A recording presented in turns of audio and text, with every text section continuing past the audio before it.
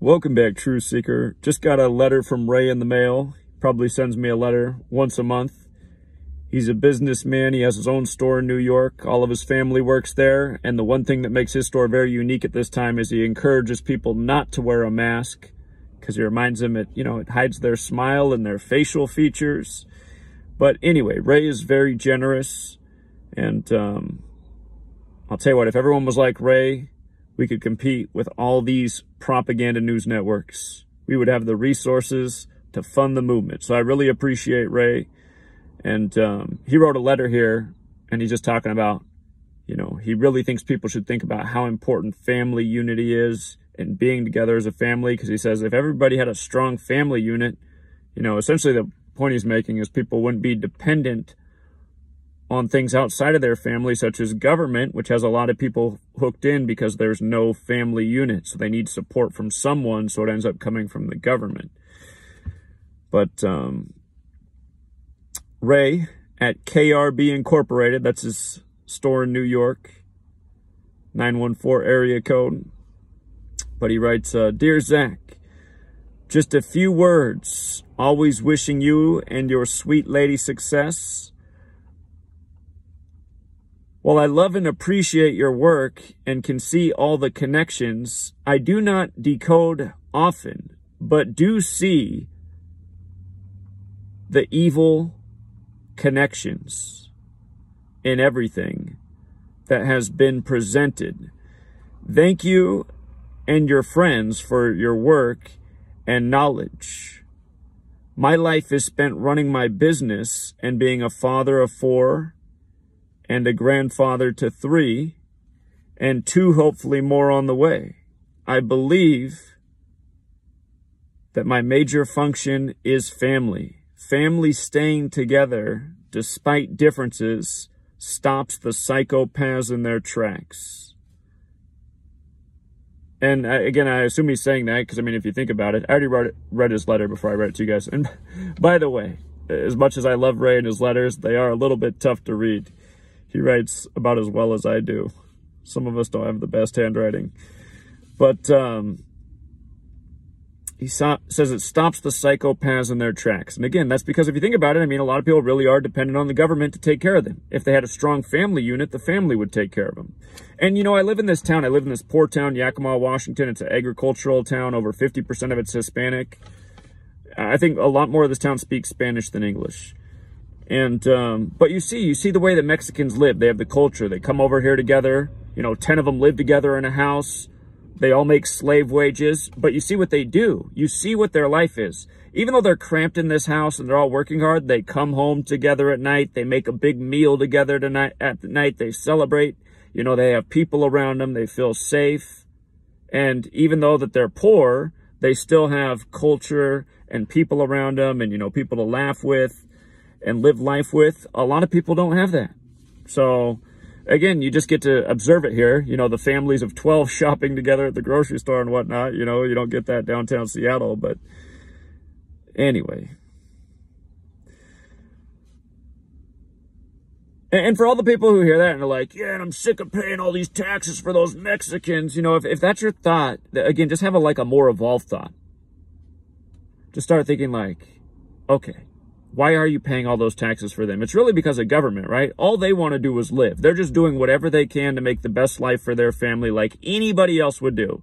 And if that involves crossing a border because there's a better life over there, or at least they believe that, people will do that. Again, you have to put yourself in other people's shoes. That's why you just need to work at creating a world where people can prosper and be happy right where they are and not have to cross borders and cheat this and do that.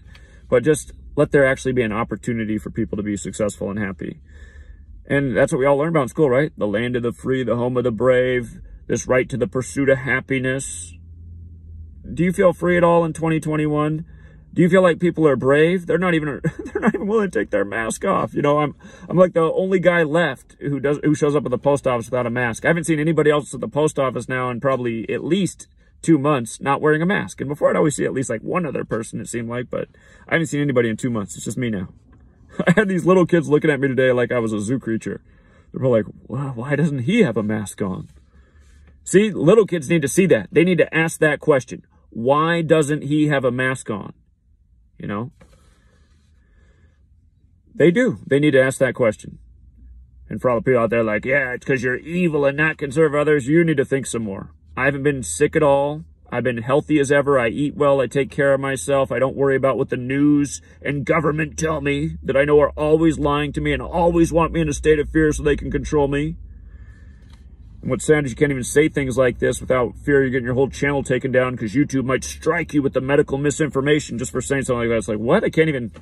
I guess it's a Minority Report. It's almost like pre-thought. That one thought sounds like it could have led to this thought, which we don't allow, which is against our policy. It's like, okay, I didn't say anything like that, though. I just said, I've been living out throughout the whole pandemic without a damn mask on. Just like this gentleman whose business is booming. And that's the one thing I feel bad about. He said it's okay to advertise his business, and I'd like for other people in New York to come shop at his place, and you don't want to wear a mask, here's the perfect spot. But at the same time, I realize we live in this world of evil people who watch this channel, and they're, who knows, maybe even the psychopaths start harassing this guy next. You know what I mean? And with regards to the psychopaths, right after he says strong family stops the psychopaths in their tracks, he says they are cowards just like all psychopaths are, wishing you always the best and being strong against the crazy. I have to say, it certainly is a strong place to be. Thanks always for your family. P.S. I hope your sweet lady's family is doing all right in Myanmar. Yeah, they are, because her family's on like the total opposite side of their country from where the city is, where most of this is going on at. But that's only for now. And again, that's just a reminder to all of us. Like, you might feel like you're safe because you're in the right corner to be in right now, but you know, as time goes on, as the New World Order does their thing, there's going to be less and less corners of the world that feel real safe from their tyranny. And their tyranny comes in many forms. These people know how to work within certain cultures. The masters of bending psychology and manipulating culture.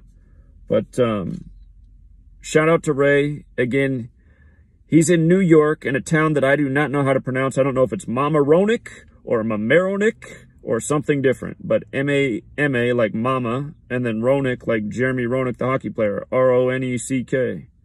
New York. K as in Kirby. R as in Ruth or Ruby. B as in boy. K-R-B Inc. And I know he started out as a vacuum business, which I find interesting because my mom, you know, she cleans houses. I spent a lot of time as a child helping her out cleaning houses and in and out of vacuum stores, getting the vacuum repaired when it burnt out and whatnot.